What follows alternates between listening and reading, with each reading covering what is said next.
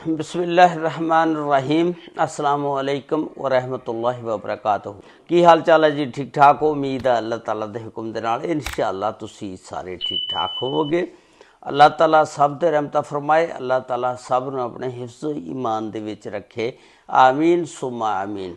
अज दे village दे विच मैं तुहाडे नाल लाहौर ग्रीन टाउन दे विच 22 अक्तूबर नूं एक इंतहाई अफसोसनाक वाक़या पेश आया कि एक बीवी जिहड़ी आ अपने आशिक दे नाल रल के ते उहनूं मार दिंदी आ और उहदियां फिर मारने तो बाद जिहड़ियां मुच्छां ताकि उहदी पहचान जिहड़ी आ ख़त्म कीती जावे। सेफ्टी लैंदी आ रेज़र ते मुच्छां भी उहदियां मुन दिंदे ने।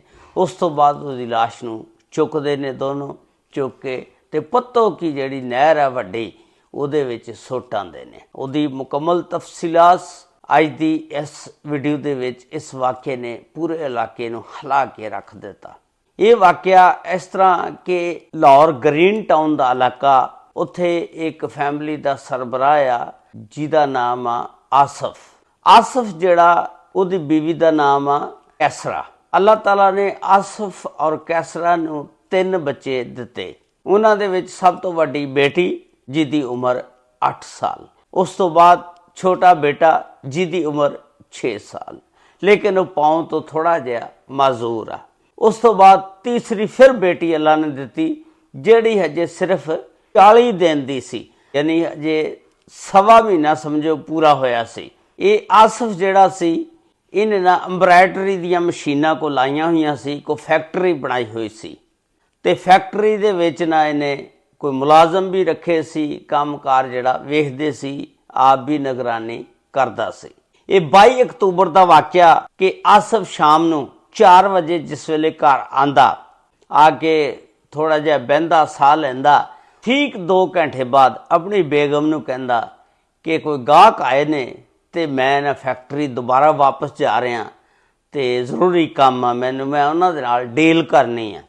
घरों यह 22 अक्तूबर नूं शाम 4 बजे तो बाद 2 घंटे घर रहन तो बाद फैक्ट्री चले जाता, जाके उत्थे ते काम शाम वेखदा ते बेगम जिहड़ी आ घर इंतज़ार कर रही है कि कदों वापस आंदा। सारी रात गुजर गई, वापस नहीं आया। फिर यह अपने मुलाजम नूं जिहड़ा उस फैक्ट्री दे विच मुलाजमत करदा, जिहड़ा रात की ड्यूटी करदा, उहदा नाम हुंदा रिजवान। ਉਹਦੀ ਉਮਰ ਹੁੰਦੀ ਆ ਕੋਈ 25-26 ਸਾਲ। ਕਹਿੰਦੀ ਕਿ ਰਿਜ਼ਵਾਨ ਆਸਫ ਸਾਹਿਬ ਕਿੱਥੇ ਨੇ, ਹਜੇ ਤੱਕ ਨਹੀਂ ਆਏ। ਅੱਗੋਂ ਫੈਕਟਰੀ ਦਾ ਮੁਲਾਜ਼ਮ ਜਿਹੜਾ ਰਿਜ਼ਵਾਨ ਉਹ ਕਹਿੰਦਾ ਕਿ ਸਾਹਿਬ ਜਿਹੜੇ ਨੇ ਪਿਸ਼ਾਵਰ ਗਏ ਨੇ, ਦੱਸ ਕੇ ਗਏ ਨੇ ਕਿ 2-3 ਦਿਨ ਬਾਅਦ ਆਣਗੇ ਵਾਪਸ, ਉੱਥੇ ਕੋਈ ਡੀਲ ਕਰਨੀ ਆ। ਬੇਗਮ ਮੁਤਮਿਨ ਹੋ ਗਈ ਵੀ ਚਲੋ ਕੋਈ ਗੱਲ ਨਹੀਂ ਆ ਜਾਏਗਾ। ਉਸ ਤੋਂ ਬਾਅਦ 1-2 ਦਿਨ ਇੰਤਜ਼ਾਰ ਕਰ, 3 ਦਿਨ ਕਰ ਤੇ ਫਿਰ ਆਪਣੇ ਸਾਰੇ ਰਿਸ਼ਤੇਦਾਰਾਂ ਦੇ ਨਾਲ ਰਾਬਤਾ ਕਰਦੀ ਆ। ਆਸਫ ਦਾ ਇੱਕ ਭਰਾ ਆ ਆਰਫ, ਬੜਾ ਯਾਨੀ ਕੈਸਰਾ ਦਾ ਜੇਠ ਲੱਗਿਆ, ਉਹਨੂੰ ਫੋਨ ਕਰਦੀ ਆ, ਬੁਲਾਉਂਦੀ ਆ ਤੇ ਫਿਰ ਕਹਿੰਦੀ ਆ ਕਿ ਆਸਫ ਨਹੀਂ ਮਿਲ ਰਿਹਾ। ਤੇ ਜੇਠ ਜਿਹੜਾ ਬੜਾ ਭਰਾ ਆਸਫ ਦਾ ਆਰਫ ਕਹਿੰਦਾ ਕਿ ਚਲੀਏ ਫਿਰ ਹੁਣ ਥਾਣੇ ਪਰਚਾ ਦਰਜ ਕਰਾਈਏ, FIR, ਕਾਫੀ ਦਿਨ ਹੋ ਗਏ ਗੁੰਮਿਆ, ਅਜੇ ਤੱਕ ਨਹੀਂ ਮਿਲਿਆ ਹੈਗਾ। ਹੁਣ ਇਹ 25 ਤਰੀਕ ਨੂੰ थाना ग्रीन टाउन जाते ने और एक FIR नामलूम अफराद के खिलाफ अगवा की या गुमशुदगी की दर्ज कराते हैं। उस तो बाद पुलिस जिहड़ी आ तहकीकात का आगाज़ करती है। सब तो पहला बेगम नूं पुलिस पुछदी आ कि तुहानूं किसी ते शक किस तरह, आखिरी दफ़ा किहदे नाल राबता होया सी, किस तरह होया सी। उन्होंने दस्सिया कि एक फैक्ट्री दे विच मुलाजम आ रिजवान उसका नाम, उहदे नाल आखिरी दफ़ा मेरा राबता होया सी। उन्हें दस्सिया कि साहब पिशावर गए ने। उन्होंने कहा कि उसका नंबर दे दे। उस रिजवान का नंबर लै लिया गया। उस तो बाद रिजवान नूं पुलिस जिहड़ी आ थाणे बुला लैंदी है। पुलिस कहती है आ जाओ जी थाणे तुहाडे कोलों तफ्तीश करनी है। पुलिस ने उहदे कोलों सवाल जवाब पूछे ते लेकिन उन्हें दस्सिया कि मैनूं तां यही दस के गए ने कि मैं पिशावर चलां, हुण मैनूं नहीं पता कि कित्थे गए ने। पुलिस जिहड़ी आ हुण ਉਹਨੂੰ छोड़ दिंदी आ, ਉਹਦੀ बेगम ਨੂੰ बुला लैंदी आ, ਉਹਦੇ ਕੋਲੋਂ भी पुछ गिछ करदी आ। तो बाद पुलिस जिहड़ी आ उसनूं फिर बुला लैंदी आ मुलाजम ਨੂੰ। उस तो बाद फिर पुलिस ਉਹਦੇ ਨਾਲ सख्ती ਦੇ ਨਾਲ ਨਿਬੜਦੀ ਆ। ਉਸ ਦੇ ਉੱਤੇ ਜਦੋਂ ਥੋੜੀ ਜਿਹੀ ਸਖਤੀ ਕੀਤੀ ਗਈ ਤੇ ਫਿਰ ਉਹ ਫਰ ਤੋਤੇ ਦੀ ਤਰ੍ਹਾਂ ਬੋਲਣ ਲੱਗ ਪਿਆ। ਬਸ ਫਿਰ ਪੁਲਿਸ ਨੇ ਜਿਹੜਾ ਸੱਚ ਉਹਦੇ ਮੂੰਹ 'ਚੋਂ ਕਢਵਾ ਲਿਆ। ਉਹਨੇ ਦੱਸਿਆ ਕਿ ਅੱਜ ਤੋਂ 5 ਸਾਲ ਪਹਿਲਾਂ ਟਿਕਟੌਕ ਦੇ ਉੱਤੇ ਮੇਰੀ ਕੈਸਰਾ ਦੇ ਨਾਲ ਗੱਪਸ਼ਪ ਹੋਈ ਸੀ। ਉਸ ਤੋਂ ਬਾਅਦ ਸਾਡੀ ਲਵ ਸਟੋਰੀ ਸ਼ੁਰੂ ਹੋ ਗਈ। ਮੈਂ ਤੇ ਕੈਸਰਾ ਸ਼ਾਦੀ ਕਰਨਾ ਚਾਹੁੰਦੇ ਸੀ, ਲੇਕਿਨ ਵਿੱਚ ਆਸਫ ਜਿਹੜਾ ਇਹ ਰੋੜਾ ਬਣਿਆ ਸੀ। ਮੈਂ ਨਹੀਂ ਸੀ ਚਾਹੁੰਦਾ ਕਿ ਕੈਸਰਾ ਆਸਫ ਦੇ ਕੋਲੋਂ ਤਲਾਕ ਲੈ ਕੇ ਤੇ ਮੇਰੇ ਨਾਲ ਸ਼ਾਦੀ ਕਰ ਲਵੇ, ਕਿਉਂਕਿ ਮੈਂ ਦੋਨੋਂ ਚੀਜ਼ਾਂ ਹਾਸਲ ਕਰਨਾ ਚਾਹੁੰਦਾ ਸੀ। ਨਾਲ ਨਾਲ ਇਹਨਾਂ ਦਾ ਕਾਰੋਬਾਰ ਵੀ ਜ਼ਬਤ ਕਰਨਾ ਚਾਹੁੰਦਾ ਸੀ। ਮੈਂ ਇਹੀ ਪਲਾਨਿੰਗ ਕੈਸਰਾ ਦੇ ਨਾਲ ਮਿਲ ਕੇ ਬਣਾਈ। ਕੈਸਰਾ ਨੇ ਕਿਹਾ ਕਿ ਇਹ ਜਿਹੜਾ ਆਪਣੇ ਰਿਸ਼ਤੇਦਾਰਾਂ ਭੈਣ ਭਰਾਵਾਂ ਤੋਂ ਵੀ ਇਕੱਲਾ ਆ, ਫੈਕਟਰੀ ਦਾ ਮਾਲਕ ਆ, ਤੇ ਤੂੰ ਇਸ ਤਰ੍ਹਾਂ ਕਰ, ਇਹਨੂੰ ਖਤਮ ਕਰ ਦੇ। ਉਸ ਤੋਂ ਬਾਅਦ ਆਪਾਂ ਦੋਨੋਂ ਨਿਕਾਹ ਕਰ ਲਾਂਗੇ ਔਰ ਆਪਾਂ ਦੋਨੋਂ ਐਸ਼ੋ ਇਸ਼ਰਤ ਦੀ ਜ਼ਿੰਦਗੀ ਗੁਜ਼ਾਰਾਂਗੇ। ਹਾਲਾਂਕਿ ਇਹ ਕੈਸਰਾ ਜਿਹੜੀ ਸੀ ਘਰ ਬੜੀ ਐਸ਼ ਕਰਦੀ ਸੀ, ਚੰਗਾ, ਯਾਨੀ ਉਹ ਬੰਦਾ ਜਿਹੜਾ ਕਮਾਉਂਦਾ ਸੀ, ਅਮੀਰ ਸੀ, ਤੇ ਇਹਨੂੰ ਤੰਗੀ ਕਿਸੇ ਗੱਲ ਦੀ ਨਹੀਂ ਸੀ। ਲੇਕਿਨ ਸਿਰਫ ਉਹ ਇਸ਼ਕ ਦਾ ਭੂਤ ਸਵਾਰ ਸੀ। ਹਾਲਾਂਕਿ 3 ਬੱਚੇ ਵੀ ਹੋ ਗਏ। ਆਸ਼ਿਕ ਕੋਲੋਂ ਕੀ ਲੈਣਾ ਸੀ? ਜੋ ਕੁਝ ਆਸ਼ਿਕ ਕੋਲੋਂ ਲੈਣਾ ਤੂੰ ਉਹ ਖਾਮਦ ਵੀ ਦੇ ਰਿਹਾ, ਪੂਰਾ ਕਰ ਰਿਹਾ।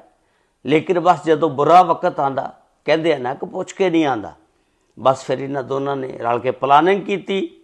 ਰਿਜ਼ਵਾਨ ਫਿਰ ਪੁਲਿਸ ਨੂੰ ਦੱਸਦਾ ਕਿ ਉਸ ਤੋਂ ਬਾਅਦ ਜਿਸ ਵੇਲੇ ਇਹ 22 ਅਕਤੂਬਰ ਨੂੰ ਫੈਕਟਰੀ ਆਇਆ ਤੇ ਮੈਂ ਇਹਨੂੰ ਨਸ਼ਾਵਰ ਗੋਲੀਆਂ ਖਿਲਾਤੀਆਂ। ਉਸ ਤੋਂ ਬਾਅਦ ਇਹ ਸੋ ਗਿਆ। ਮੈਂ ਪਿਸਟਲ ਚੱਕਿਆ, ਇਹਦੇ ਫਾਇਰ ਮਾਰ ਦਿੱਤਾ। ਉਸ ਤੋਂ ਬਾਅਦ ਇਹਨੇ ਕੈਸਰਾ ਨੂੰ ਫੋਨ ਕਰਕੇ ਦੱਸਿਆ ਕਿ ਮੈਂ ਇਹਦਾ ਕੰਮ ਕਰ ਦਿੱਤਾ। ਕੈਸਰਾ ਜਿਹੜੀ ਆ ਉਹ ਆ ਜਾਂਦੀ ਆ। ਅਸੀਂ ਦੋਨਾਂ ਨੇ ਰਲ ਕੇ, ਇਹਦੇ ਮੂੰਹ ਦੇ ਉੱਤੇ ਬੜੀਆਂ ਬੜੀਆਂ ਮੁੱਛਾਂ ਸੀ। ਅਸੀਂ ਕਿਹਾ ਕਿ ਇਹਦੀ ਪਹਿਚਾਣ ਜਿਹੜੀ ਹੈ ਨਾ ਖਤਮ ਕਰ ਦਈਏ, ਕੋਈ ਇਹਦੀ ਲਾਸ਼ ਨੂੰ ਪਹਿਚਾਣ ਨਾ ਸਕੇ। ਅਸੀਂ ਰੇਜ਼ਰ ਦੇ ਨਾਲ ਇਹਦੀਆਂ ਮੁੱਛਾਂ ਮੁੰਨ ਕੇ ਲਾਸ਼ ਜਿਹੜੀ ਆ ਬੋਰੀ ਦੇ ਵਿੱਚ ਪਾਈ ਔਰ ਅਸੀਂ ਪੱਤੋ ਕੀ ਜਿਹੜੀ ਬੜੀ ਨਹਿਰ ਆ ਉਹਦੇ ਵਿੱਚ ਸੁੱਟ ਦਿੱਤੀ। ਉਸ ਤੋਂ ਬਾਅਦ ਪੁਲਿਸ ਨੇ ਫਿਰ ਪੱਤੋ ਕੀ ਥਾਣਾ ਉੱਥੇ ਰਾਬਤਾ ਕੀਤਾ ਔਰ ਪੁੱਛਿਆ ਕਿ ਤੁਹਾਨੂੰ ਕੋਈ ਲਾਸ਼ ਮਿਲੀ ਹੈ ਨਹਿਰ ਦੇ ਵਿੱਚੋਂ, ਕੋਈ FIR ਦਰਜ ਕੀਤੀ ਆ?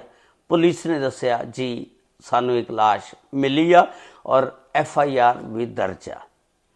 ਇਹ ਪੁਲਿਸ ਫਿਰ ਉੱਥੇ ਜਾਂਦੀ ਆ, ਸਾਰਾ ਕੁਝ ਕੰਮ ਕਰਦੀ ਆ ਤੇ ਉਸ ਤੋਂ ਬਾਅਦ ਫਿਰ ਉਹ ਦੱਸਦੀ ਆ ਕਿ ਅਸੀਂ ਇਹਦੀ ਲਾਸ਼ ਅਮਾਨਤਨ ਦਫਨਾ ਦਿੱਤੀ ਸੀ।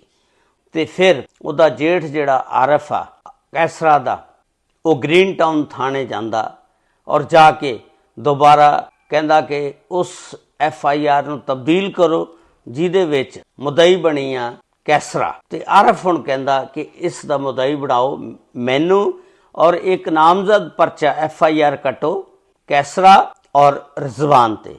ਇਸ ਤਰ੍ਹਾਂ ਫਿਰ ਉਹ FIR ਜਿਹੜੀ ਆ ਕੈਸਰਾ ਔਰ ਰਿਜ਼ਵਾਨ ਤੇ 302 ਦੀ ਕੱਟੀ ਗਈ ਤੇ ਪੁਲਿਸ ਨੇ ਦੋਨਾਂ ਨੂੰ ਗ੍ਰਿਫਤਾਰ ਕਰ ਲਿਆ, ਕੈਸਰਾ ਤੇ ਰਿਜ਼ਵਾਨ ਨੂੰ। ਇਹਦੇ ਵਿੱਚ ਇਹੀ ਇੱਕ ਮੈਸੇਜ ਆ ਕਿ ਕਿਸੇ ਵੀ ਮੁਲਾਜ਼ਮ ਦੇ ਉੱਤੇ ਇੰਨਾ ਇਤਮਾਦ ਨਾ ਕਰੋ ਅੰਨਾ ਕਿ ਉਹ ਤੁਹਾਨੂੰ ਹੀ ਖਤਮ ਕਰ ਦੇ। ਉਹਨਾਂ ਨੇ ਇਹ ਪਲਾਨਿੰਗ ਬਣਾਈ ਸੀ ਕਿ ਤੂੰ ਸਾਰਾ ਕਾਰੋਬਾਰ ਸਾਂਭ ਸਕਦਾ, ਜਦੋਂ ਉਦੋਂ ਇਹਦਾ ਕੰਮ ਕਰਾਂਗੇ, ਤੂੰ ਵੜ ਜਾ ਇਸ ਕਾਰੋਬਾਰ ਦੇ ਵਿੱਚ। ਉਹਨੇ ਸਾਰਾ ਕਾਰੋਬਾਰ ਫਿਰ ਜਿਸ ਵੇਲੇ ਪੂਰਾ ਸੰਭਾਲ ਲਿਆ ਤੇ ਫਿਰ ਇਹ ਪਲਾਨਿੰਗ ਦੇ ਨਾਲ ਇਹ ਕੰਮ ਕੀਤਾ। ਲਾਲਚ ਜਿਹੜਾ ਉਹ ਬੰਦੇ ਨੂੰ ਲੈ ਪੈਂਦਾ, ਲਾਲਚ ਬੁਰੀ ਬਲਾ। ਉਹਨੇ ਕੋਸ਼ਿਸ਼ ਕੀਤੀ ਕਿ ਮੈਂ ਕਾਰੋਬਾਰ ਤੇ ਵੀ ਕਬਜ਼ਾ ਕਰ ਲਾਂਗਾ ਔਰ ਉਹਦੀ ਬੀਵੀ ਨੂੰ ਵੀ ਹਥਿਆ ਲਾਂਗਾ, ਲੇਕਿਨ ਅੱਲਾ ਨੂੰ ਜੋ ਮਨਜ਼ੂਰ ਹੋਵੇ ਉਹ ਹੀ ਹੁੰਦਾ। ਹੁਣ ਇਹ ਸਾਰੀ ਉਮਰ ਜੇਲ੍ਹ ਦੀਆਂ ਰੋਟੀਆਂ ਖਾਏਗਾ ਜਾਂ ਫਾਹੇ ਲੱਗੇਗਾ, ਨਾਲ ਉਹਦੀ ਬੀਵੀ ਵੀ। ਲੇਕਿਨ ਦੇਖਿਆ ਇਹ ਜਾਵੇ ਕਿ ਉਹਦੇ ਜਿਹੜੇ 3 ਯਤੀਮ ਬੱਚੇ ਨੇ ਉਹਨਾਂ ਦਾ ਕੌਣ ਵਾਲੀ ਵਾਰਸ ਆ, ਉਹਨਾਂ ਨੂੰ ਕੌਣ ਵੇਖੇਗਾ? ਇਹ ਅੱਲਾ ਹੀ ਬਿਹਤਰ ਜਾਣਦਾ, ਅੱਲਾ ਹੀ ਬਿਹਤਰ ਫੈਸਲੇ ਕਰਨੇ ਵਾਲਾ। ਤੇ ਬੀਵੀ ਅਗਰ ਸਹੀ ਮਿਲ ਜਾਏ ਤਾਂ ਘਰ ਜੰਨਤ ਆ, ਵਰਨਾ ਬੀਵੀ ਸਹੀ ਨਾ ਅਗਰ ਮਿਲੇ ਤੇ ਉਹ ਜਹੰਨਮ ਆ। ਅੱਲਾਹ ਤਾਲਾ ਸਭ ਤੇ ਰਹਿਮਤ ਫਰਮਾਏ। ਅੱਲਾਹ ਤਾਲਾ ਸਭ ਨੂੰ ਆਪਣੇ ਹਿਫਜ਼ੋ ਮਾਨ ਚ ਰੱਖੇ। अस्सलामु अलैकुम व रहमतुल्लाहि व बरकातुहू।